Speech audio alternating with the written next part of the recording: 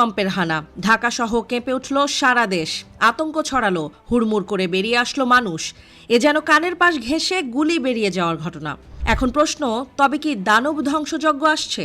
মুহূর্তেই চুরমার হয়ে যাবে এই জাদুর নগরী মায়ার মেট্রোপলিটন?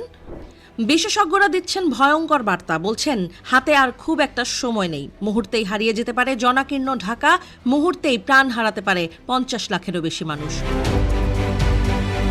সবচেয়ে উদ্বেগের বিষয় হলো এক ঘুমন্ত ভূকম্পন প্রবণ ভূমির ওপর দাঁড়িয়ে আছে বাংলাদেশ। দেশের উত্তর ও পূর্বাঞ্চলে মাটির গভীরে থাকা টেকটনিক প্লেট ফাটলের ঝুঁকিতে ঢাকায় প্রতিনিয়ত বাড়ছে আশঙ্কা। বিশেষ করে দেশের উত্তর পূর্বাঞ্চলে অবস্থিত ডাউকি ফল্ট ও পূর্বাঞ্চলের ত্রিপুরা আসাম ফল্ট বেশ সক্রিয়।